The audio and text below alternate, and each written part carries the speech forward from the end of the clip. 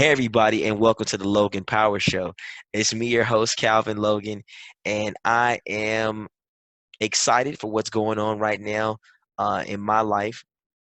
And I'm also in prayer for what's going on across the nation and across the globe. This is a time for us to be seeking God's face and to also to seek for answers, solutions, not just focusing on the problem. But let's focus on the brighter side of things. I got with me a testimony, not my testimony, but the lady here, the testimony is going to bless your hearts. She's a two-time breast cancer survivor. So she's like a two-time champion in my book, How God Brought Her Out, the one and only Miss Tanja Thompson. How you doing, man? Hey, Calvin, how you doing? Excited to be here and just really looking forward to sharing my testimony, sharing my story, and just how God has blessed me through all the different tragedies that I've been through and to come to the light of triumph. Got it. Well, hey, the floor is yours. Let's talk about the story of being a two-time breast cancer survivor. So, Calvin, I don't think it's necessarily my story as much as what God has put on my heart, how I can help and inspire others. And we talk about being a breast cancer survivor. When I was initially diagnosed in 2005, I didn't know anybody that had breast cancer. The first thing that came to mind was it was a death sentence, that I was going to die. I was ashamed of it. I didn't want anyone to know. And even now, check this out. When I went back to work after I was like initially diagnosed, I was active duty at the time, and I went into what we call the pit because that's where a number of us sat, and I brought everyone together, and this is exactly what I said. I said, listen, I have something to tell you, but it's not your business to tell. And I said, I have breast cancer. And I said, if you tell anybody, if I happen to die, I'm going to come and cut you in your sleep. They were like, how do you tell us that you have breast cancer? And then on the other hand, tell us that you're going to kill us if we tell it. And let me tell you, Kevin, no one knew. I came back to work 3 months later after my surgery and after my recovery. Other people, they just thought I had been on travel, but no one had shared my secret. Because when you're active duty, when you're in the military, you don't want people to look at you in a certain way. I didn't want people to look at me as, oh, that's the woman with breast cancer. Oh, that's the person that is diagnosed. I wonder if she's going to die. So all of those things is like constantly going through your mind.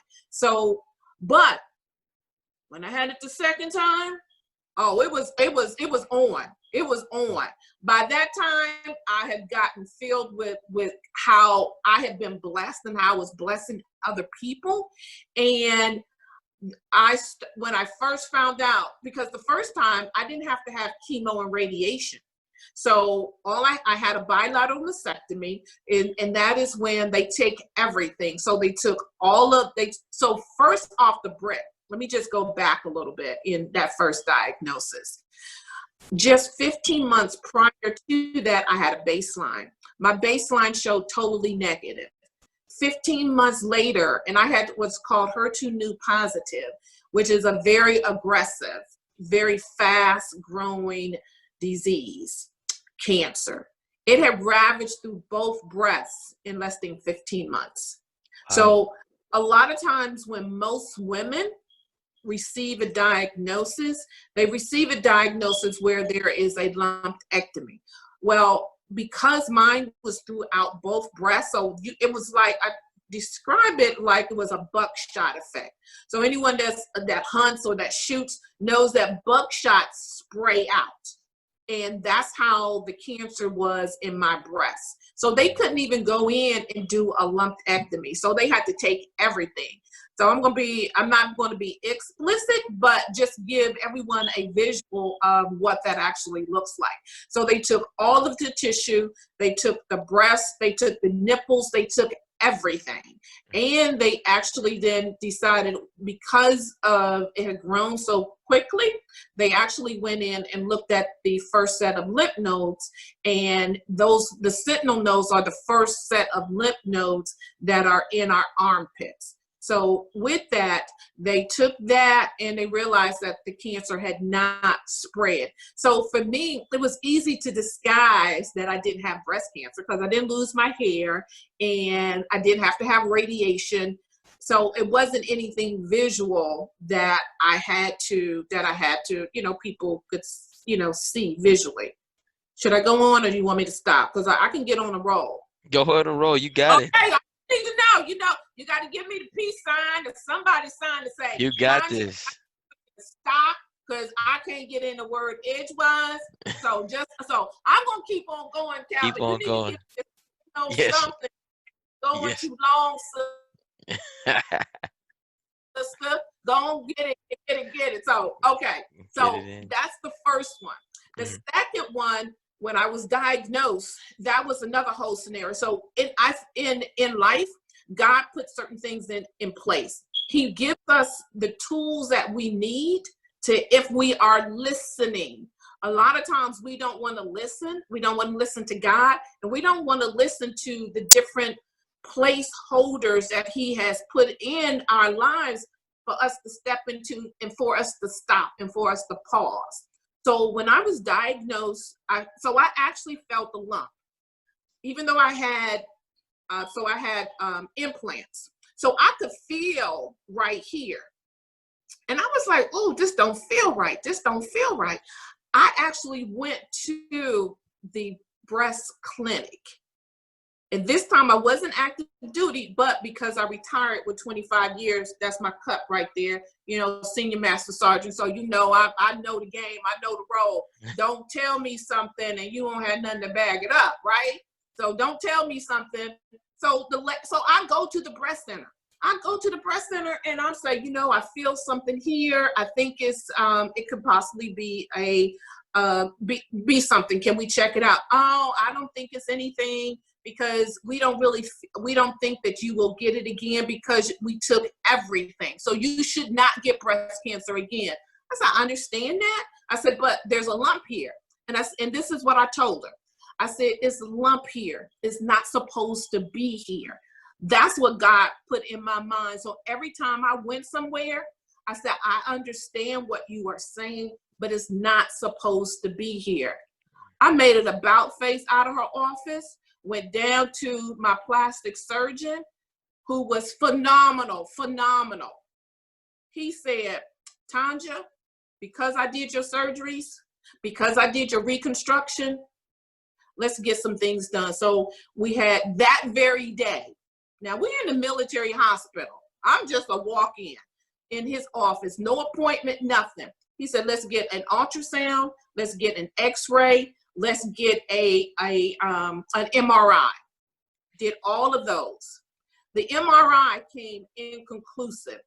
He said, but there's something there, but they just think it's scar tissue.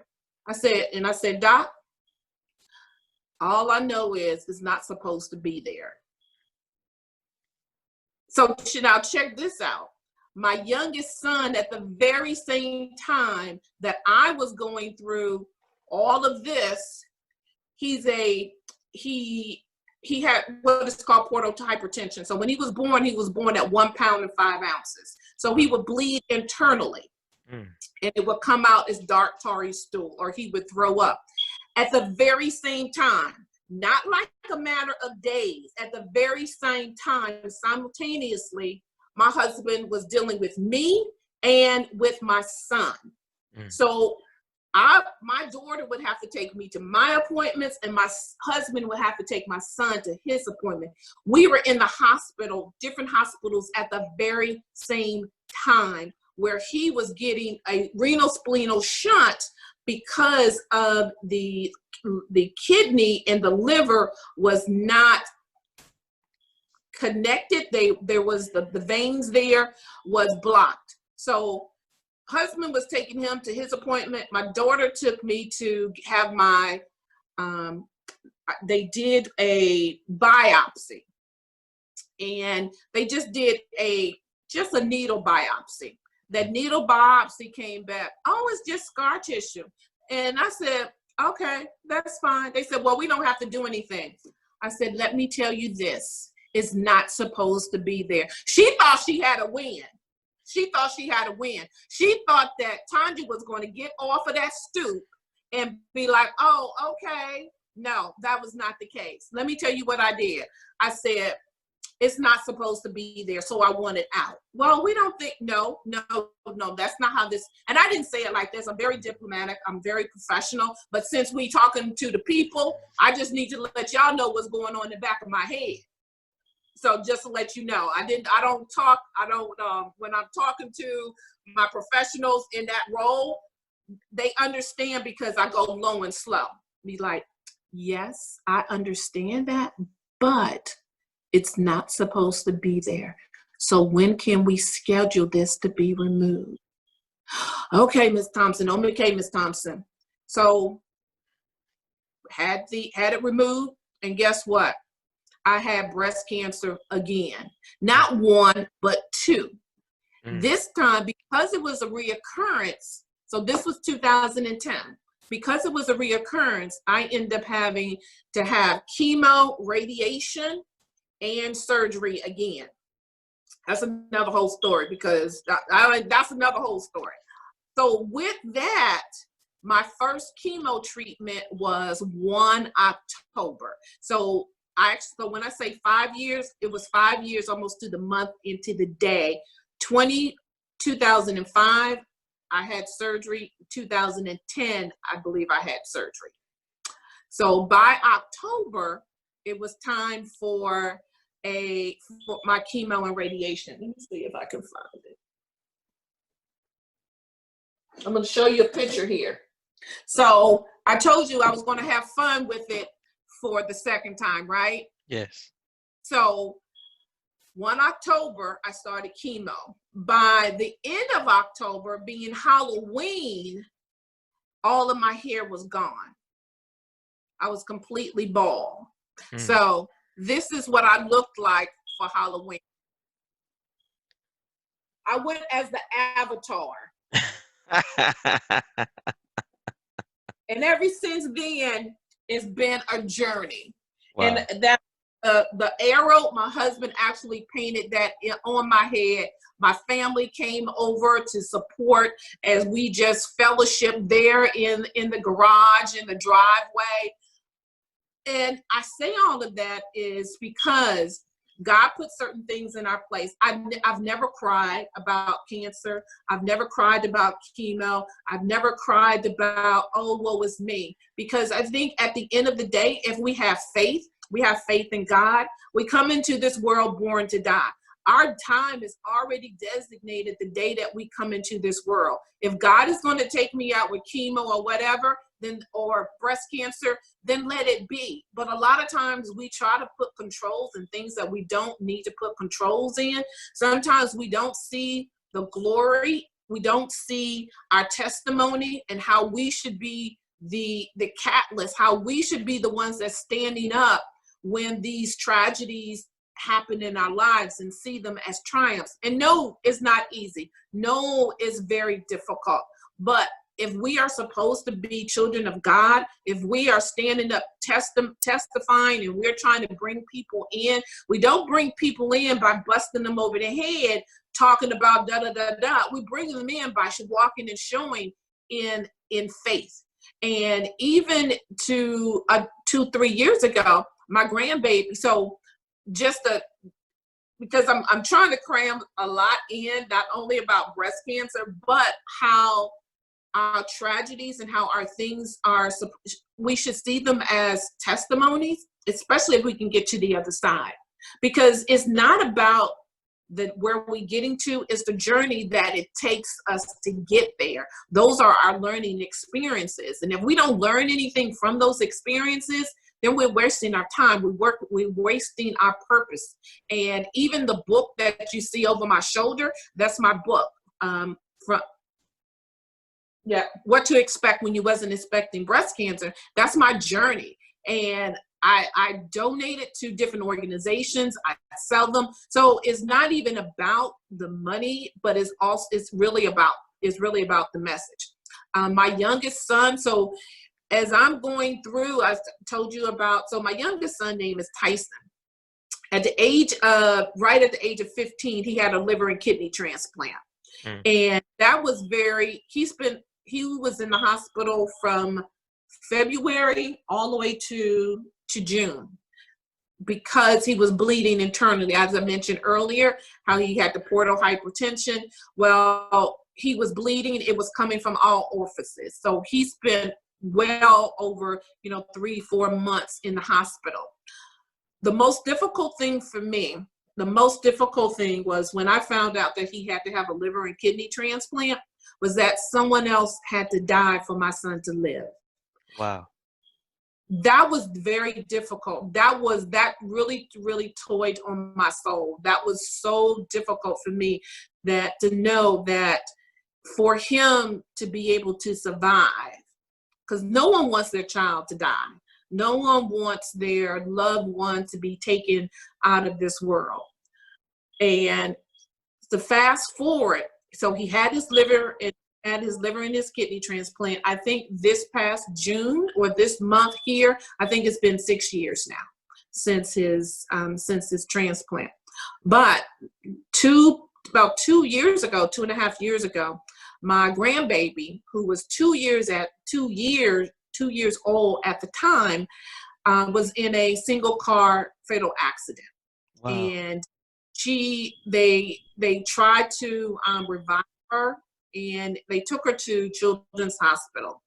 And I'm not a doctor, but in the military and even afterwards, I've worked in the medical field. So I know a lot about when it talks about x-rays, different tests and different things like that.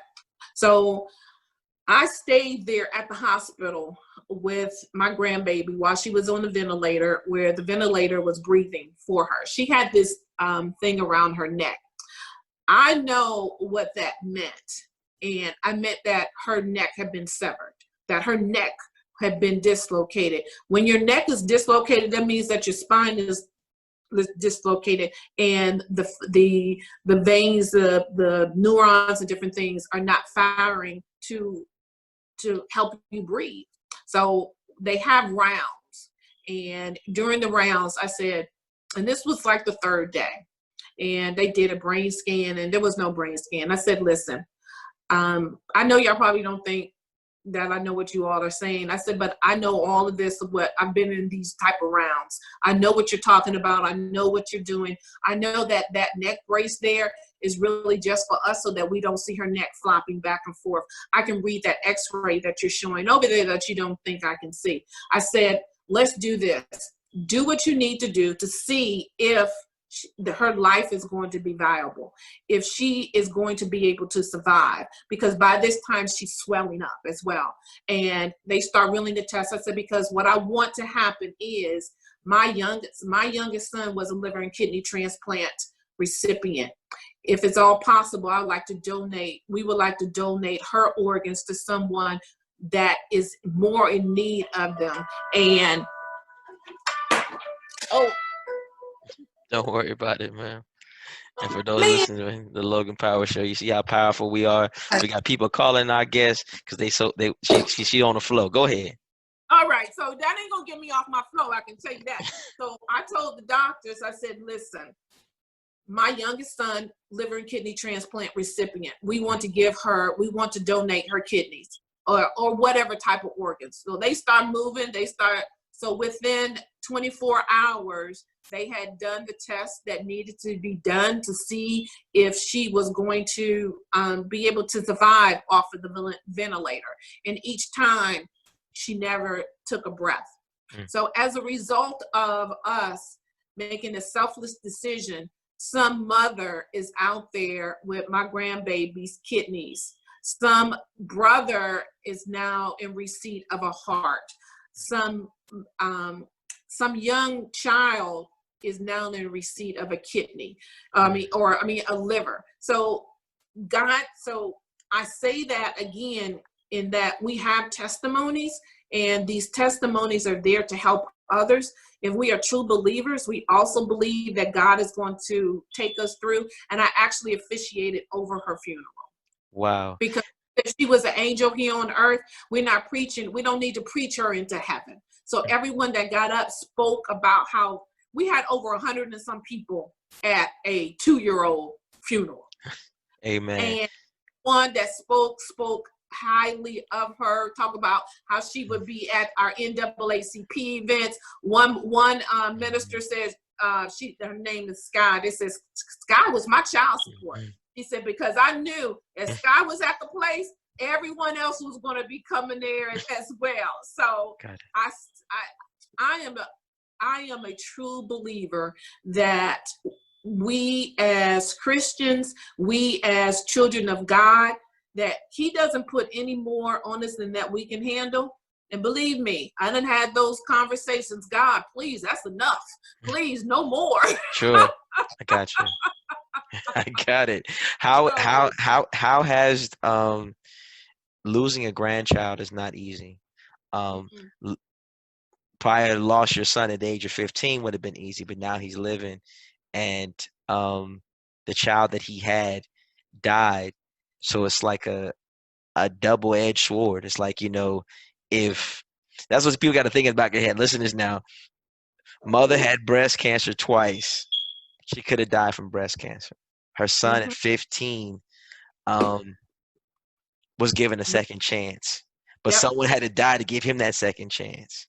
He brought a child into the world, and his child got to make it to 2, died in a fatal car accident. And the thing about it is, and a lot of times people do be selfish. They don't want to donate their organs. I'm an organ donor myself, because I tell people right now, if I go off to be with the Lord, hey, if it's there, take it. Because my thing about it is, dead people can't hold on to their heart and livers and those kind of things. So I think a lot of times we're not thinking that it's a body, and once the body dissolves, the skin dissolves, then it becomes into bones, and everything that you just thought of, those living organs, are gone. Does your son have any other children? I know he lost it. Does he have any other ones after? Oh no, so that wasn't his child, because he's only 15. Gotcha. That was your other child's. That was my daughter. Daughter. Daughter. Got it. Did your daughter have any other kids? So not at the time, but she has a daughter. She has another daughter now, and her name is. I asked my daughter to name her middle name Faith. Got it. Amen. Well, her middle name, Faith. Yes, ma'am. Well, you have a positive testimony. I believe that people like yourself need to be on the earth a lot longer, and you will be, because I believe that your daughter, even though she lost a daughter, she had another child come behind it. Trust and believe, ladies and gentlemen. I tell you right now, that 2-year-old, the time that she passed, they're in heaven, they're rejoicing. Their roadway to heaven is a little different than our roadway. You got to live a good life to get there. If it's cut short, trust and believe, they get an automatic entrance in. And I'm not saying that that's what you want to do, because you want to live a long life. You have a purpose here on the earth. So the 2-year-old had a purpose. The 2-year-old's purpose is now it's kind of ironic. The 2-year-old's purpose was to come into this world to give her parents faith, and then 2 years later to save 3 other lives.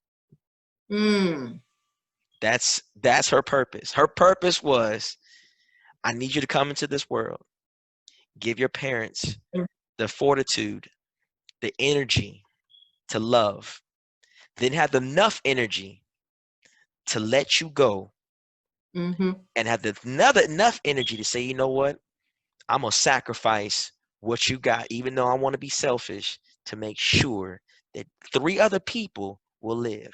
Because 3 other people is what now goes in her book of life. Because God's gonna say, because Sky died, because she's off with me, 3 other lives are saved, and to God be the glory. Because people are gonna say, when you open up someone's heart and they got a line there, you can say, when you touch their chest, you say, that was my grandbaby's heart in you. So now you're a part of me. That kidney that you have, that right there, that's hers. So now you part of the family. the Right. loan you need, those type of things. So a lot of times people may not see the big picture, but that becomes family. We Mm, don't know who your son's donor was, no.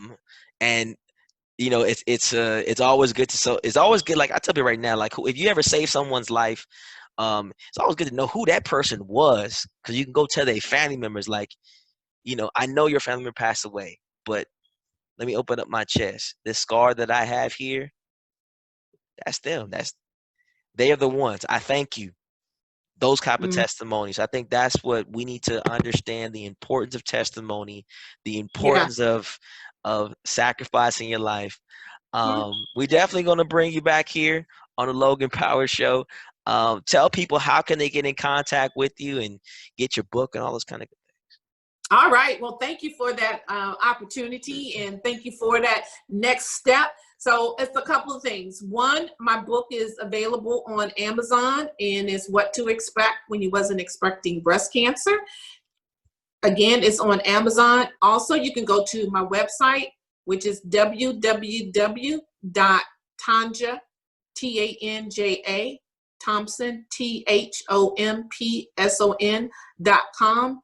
There you can also get an autographed copy, as well as a copy. It's a link there for Amazon. And just a plug in for breast cancer. So June the 20th is Shining Light on Breast Cancer because of summer solstice. So from June the 20th to July the